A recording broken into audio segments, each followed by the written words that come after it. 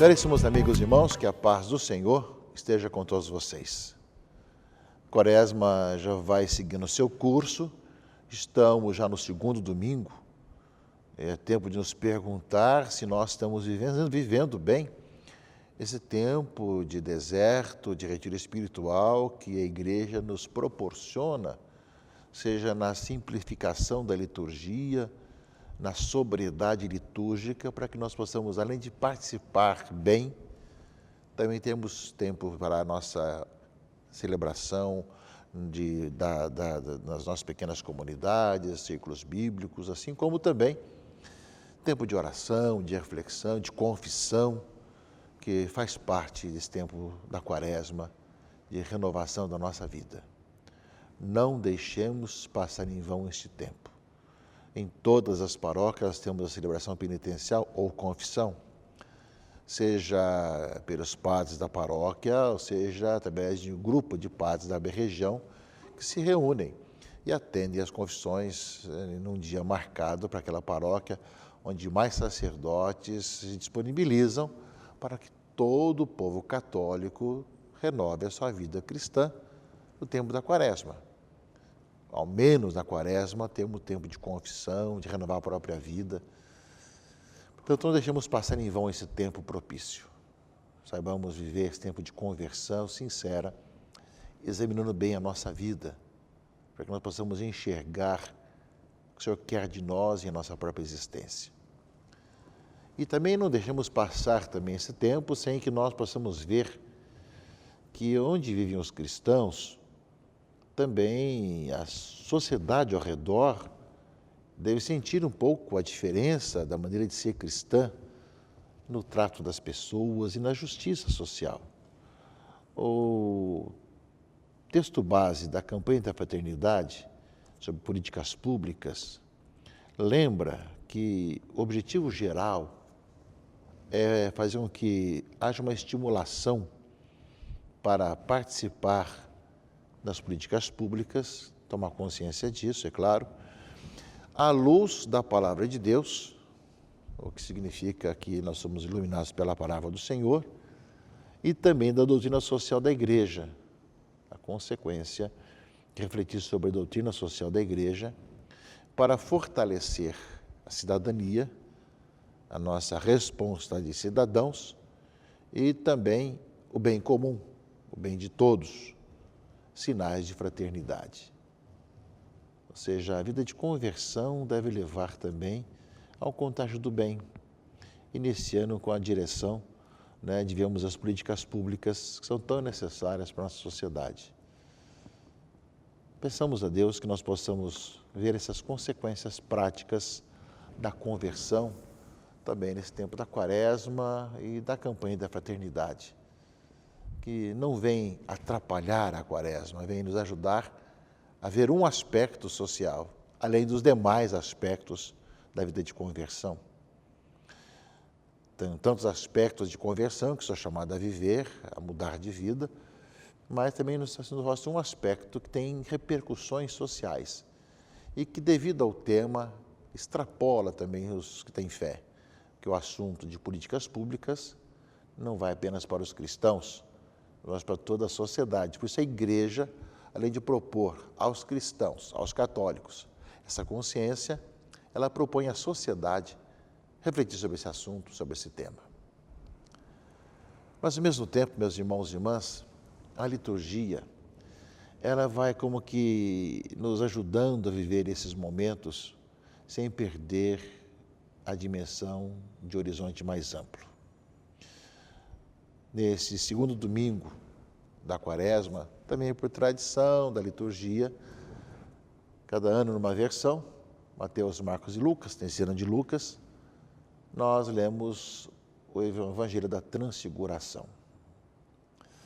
O Evangelho da Transfiguração, que na versão de Lucas que nós lemos nesse final de semana, é para que, diante daquilo que nós vamos celebrar e vamos viver, especialmente no tríduo pascal, de quinta-feira santa até sábado santo, até domingo de Páscoa, nós vamos passar por um momento em que nós vamos celebrar Cristo na cruz, sendo crucificado, sendo julgado, sendo condenado, sendo sepultado.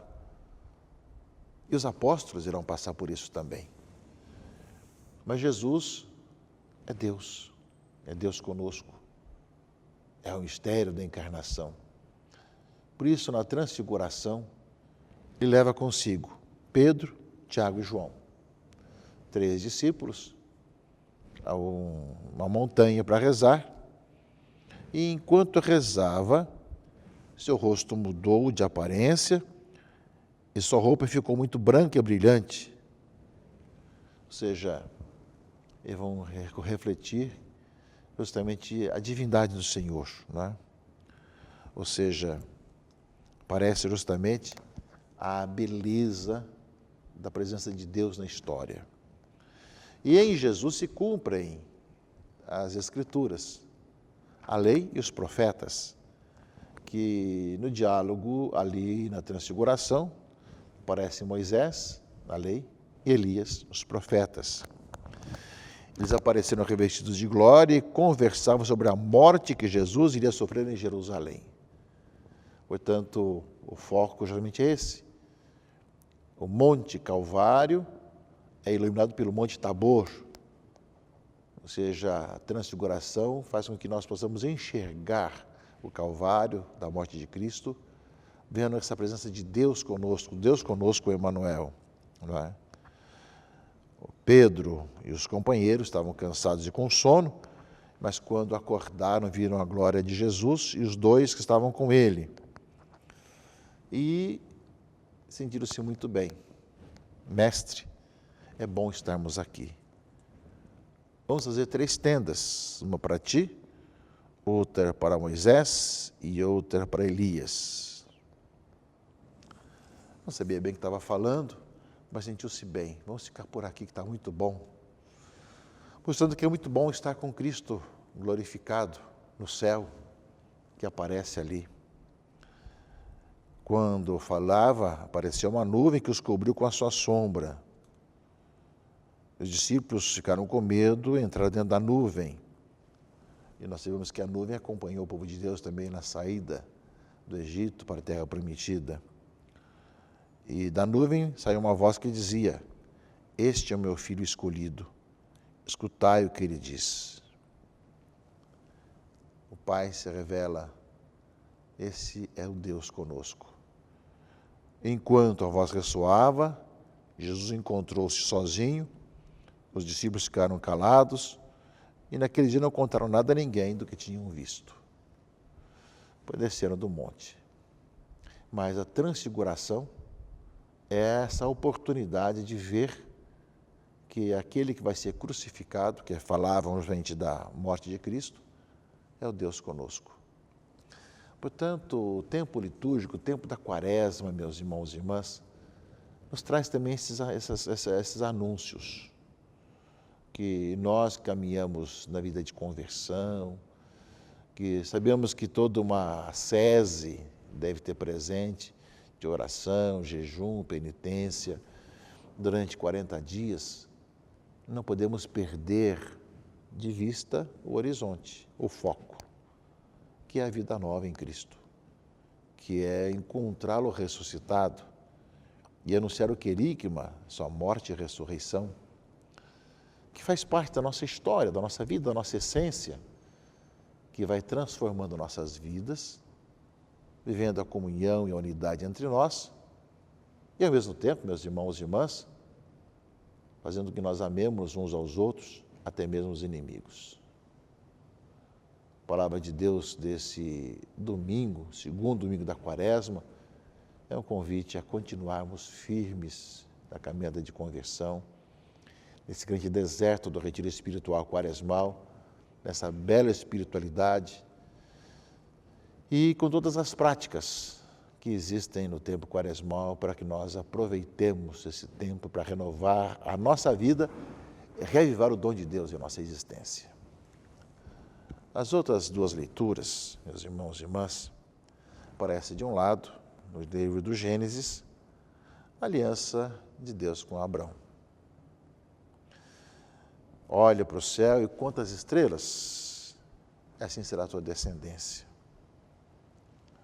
Eu sou o Senhor que fez você sair de Ur, dos caldeus, para te dar em possessão esta terra. E aí, Abraão pergunta, como poderei saber que vou possuí-la? Terás uma terra e uma descendência. Sabemos que ele vai ficar bastante idoso, parece que demorará para entender isso, mas da descendência de Abraão, que Deus escolhe, vai nascer um povo que depois vai se expandir como um novo povo de Deus, numeroso pelo mundo afora, e que Deus se compromete com Abraão. E faz justamente aliança conforme era entendida na época. Trazem uma novilha, uma cabra, um carneiro, e uma rola e uma pombinha, dividiu os animais pelo meio, mas não as aves, colocou uma em frente à outra, que era a maneira como se faziam as alianças, e os dois que aliançavam passavam pelo meio, né, para que realmente cumprissem essa aliança. Mas, nesse aspecto, é Deus quem faz a aliança, nesse belo simbolismo. Quando o sol já ia se pondo, caiu um sono profundo sobre Abrão. Quando o sol se pôs e escureceu, pareceu um braseiro fumegante e uma tocha de fogo, que passaram por entre os animais divididos. Naquele dia o Senhor fez aliança com Abrão, dizendo, aos teus descendentes darei esta terra, desde o rio do Egito até o grande rio Eufrates. É Deus quem faz aliança. Deus chama Abraão a ser pai de uma posteridade que depois vai se cumprir plenamente em Jesus Cristo, Senhor. O Senhor é minha luz e salvação, de quem terei medo. O Senhor é a proteção da minha vida, perante quem tremerei. É a nossa confiança no Senhor, que faz a nova e eterna aliança em Jesus Cristo, que deu a vida por nós. É sempre Deus quem toma a iniciativa. No caso de Abraão, foi Deus que tomou a iniciativa e passou entre os animais divididos.